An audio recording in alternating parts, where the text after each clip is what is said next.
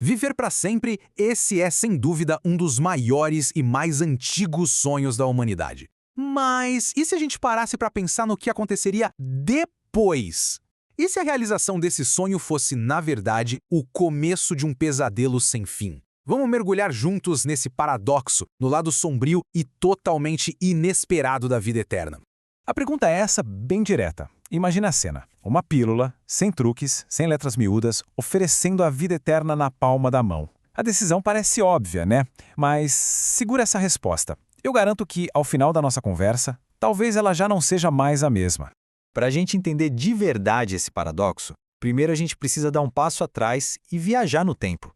Afinal, essa busca por driblar a morte não é uma coisa de agora, sabe? É uma obsessão que está gravada na nossa cultura há milênios.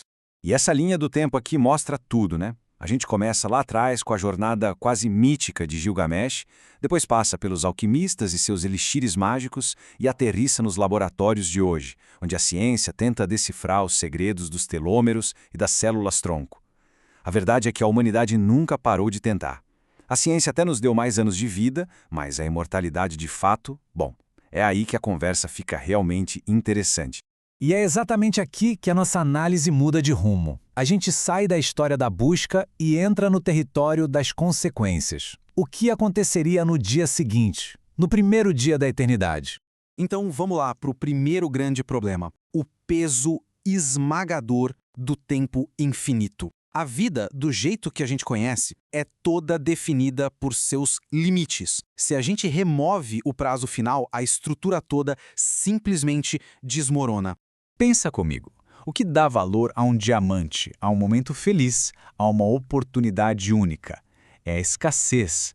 A morte é o que faz do tempo o nosso bem mais precioso. Sem ela, o tempo se torna infinito, abundante e, olha que paradoxo, completamente sem valor. O resultado disso, uma paralisia total.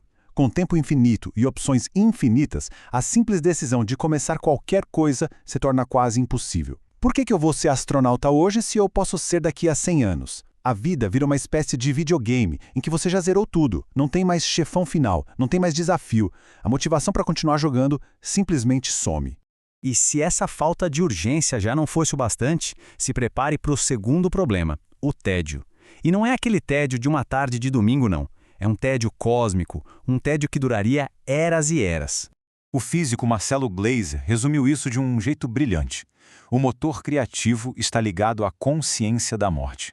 Pensa bem, a nossa arte, a nossa ciência, a nossa cultura, tudo isso floresce debaixo da sombra da finitude. É a nossa corrida contra o tempo para deixar uma marca, porque a gente sabe que esse tempo é limitado.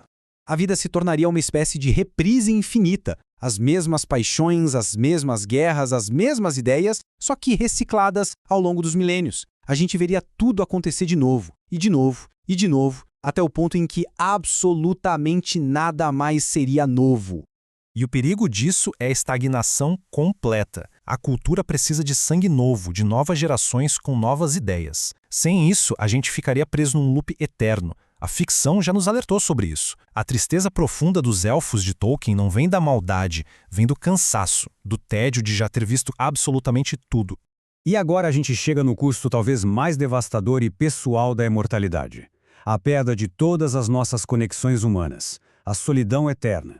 No começo, a dor seria insuportável, mas depois de alguns séculos, a única defesa psicológica seria simplesmente parar de se conectar, parar de amar. O imortal se tornaria um espectador da vida e não mais um participante, só para evitar a dor inevitável de perder todo mundo, de novo e de novo. E a ficção científica, mais uma vez, nos dá uma analogia perfeita para isso. No filme Eternos, os imortais sofrem de uma condição chamada Mind-Wiry, que é basicamente uma demência causada pelo acúmulo de milênios de memórias. A ideia é genial, porque tem uma base na realidade. O nosso cérebro não foi projetado para guardar uma quantidade infinita de experiências. E a solução que o filme apresenta é, francamente, aterrorizante. Para continuar funcionando, a pessoa imortal precisaria apagar completamente quem ela foi. Um reset total da identidade.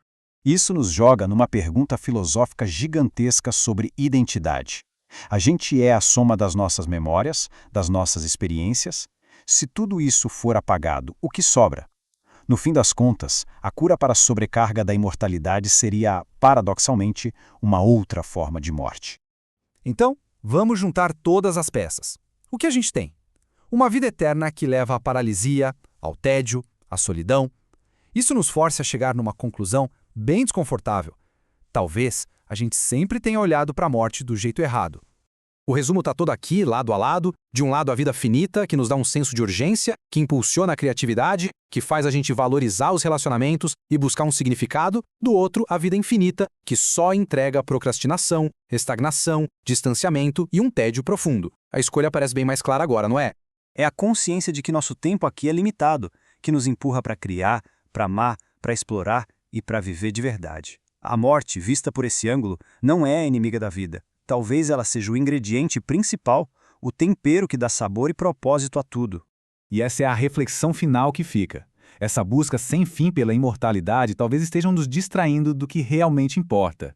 Aproveitar a beleza e o significado da nossa breve, mas muito, muito preciosa existência. A verdadeira sabedoria, quem sabe, não está em enganar a morte, mas sim em abraçar a vida que só ela torna possível.